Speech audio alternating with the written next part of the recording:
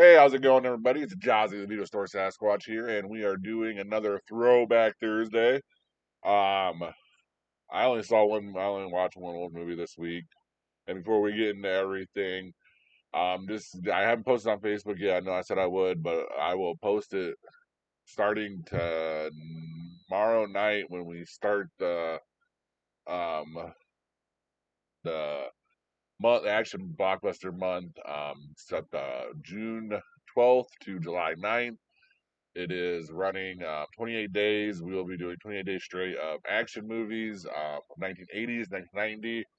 We have Sylvester Stallone movies. We have Kurt Russell movies. We have Keanu Reeves movies. And of course, we have Arnold Schwarzenegger movies all involved in this next month of movies coming up. And we slated them. We have them all picked out. I have a whole list of 28 of them. I swear I'm not just making this up.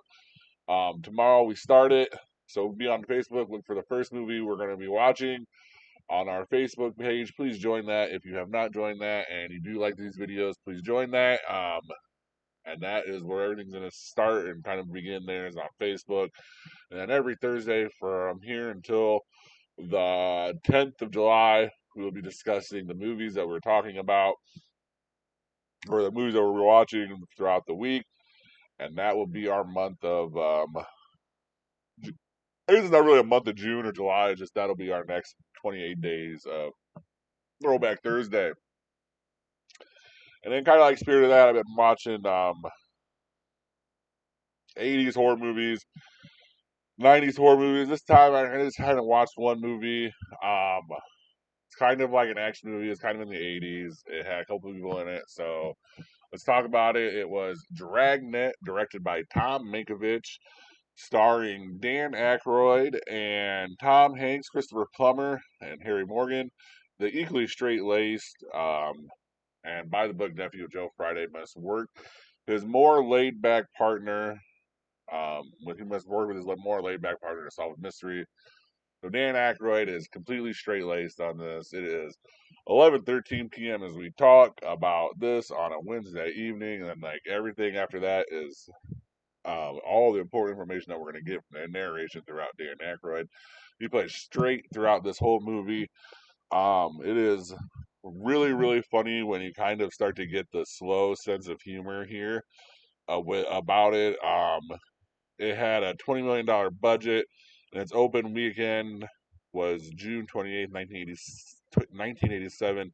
It did 10.5 million, and the theater run all the way did 66.6 million. So it made 6 times the budget. It definitely made its money back, or no, it made 3 times its budget. So it definitely made its money back. It definitely made the advertising money back. It definitely made any money back it needed to make. It can be considered a hit. Even though it was barely a hit, it is 3 times what it was worth. So in Hollywood standards, that is a hit. That is amazing. Look at the star power here: Tom Hanks, Dan Aykroyd, Christopher Plummer, um, all great. Or obviously, we all know who Tom Hanks is. We all know who Dan Aykroyd is. Christopher Plummer, you'd recognize him if you saw movies. And then Harry Morgan is actually from MASH. He is the colonel there. He is the chief of this. So many people you'll know when you watch it. It is so freaking hilarious. So basically, what happens is Dan Aykroyd's straight-laced character, Joe Friday, he goes after the pagans who are people against good and normal standards or whatever. Basically, just trying to be like like anarchists and stuff like this. That wear goat leg like off outfits, worship Satan, and have like a satanic cult atmosphere to it.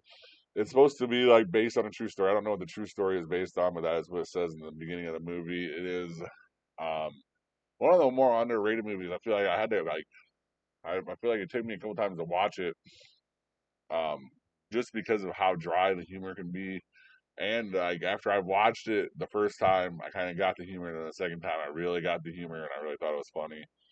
And that's this time while watching it through.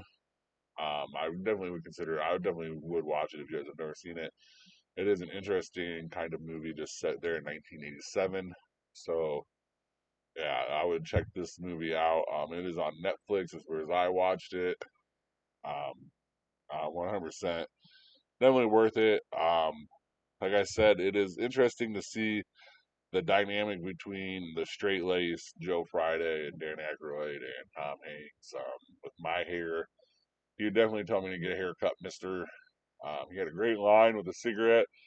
When a guy asks him for a cigarette, is I might smoke, but I don't promote new smokers or something like that. The best way to quit is to never start a habit. Like there's just so much, there's awful funny stuff. This is like I think this is like one of the earlier movies where the no smoking message came pretty early, because when you really watch a lot of these '90s movies, you kind of see the obligatory anti-smoking ad in about 80% of movies from the '90s. There's always a smoker, and in some way, that smoker has annoyed everyone in the cast to be like, "Hey, don't smoke anymore." And this is kind of the first one. This is the first earliest iteration of that I have seen in a while. So yeah, I would say 1987. That's pretty early on for that anti-smoking campaign. Interesting stuff, though. So Dragnet, directed by Tom Mankiewicz, is what we were talking about this week. And then for our box office, we went and saw From the World of John Wick, Ballerina, at the drive-in. I liked it. All right. I mean, that was all right. I didn't really like it, to be honest with you. I thought it was kind of like an action dud. Going into the numbers, we'll kind of see what I'm going to talk about here. But so for the box office for June 6th to the 8th, we have Lilo and Stitch at number one, still at 32.4 million with 344.7 million dollars total. I mean, this is just a juggernaut rolling into the tide here. I believe I read that it is on pace to be one of the first early billion-dollar movies. Very interesting of what we're going to do here. It is definitely rolling. The second movie is From the World of John Wick, Ballerina, 24.5 million, 29.6 total gross. Oof, that can't be what they wanted for this one. A lot of advertisement, a lot of hope went into this. They even tried to get Keanu Reeves out here and sell it. I think that this movie would have been better off based in maybe like put it into a February release, and I think it would have been a little bit higher. This is a stacked month. It's too hard to even decide what movie to go to. And then Mission Impossible, The Final Reckoning is third, and the last movie that made over $10 million with 14.8, $153.2 million at the $400 million price tag at that movie. At $152 million 3 weeks in, they cannot be happy with that. That is unfortunate for Mission Impossible that it kind of bombed out. It's a tough weekend though, but Lilo and Stitch just is rolling. Interesting stuff in the movie stuff here. Um, and then this is the one piece of news that is not good for Disney. I heard that they're doing major reshoots for the ending of Fantastic Four, and we're this late into the game. I don't think that is good at all. That we're talking about reshoots or re-editing or doing anything that reimagining anything of that part of that movie that's coming out in a month and a half. So it is not looking good for Fantastic Four here. Um, not looking good at all. That is unfortunate for Disney, but we will see in the upcoming months how accurate that statement is. Thank you guys. Or comment what you guys think about it below. Thank you guys very much for watching, and please have a good rest of your day or night. Thank you for watching. Please like and subscribe. Comment your top movie picks for Throwback Thursday in the comments section. And see you next time in the cave.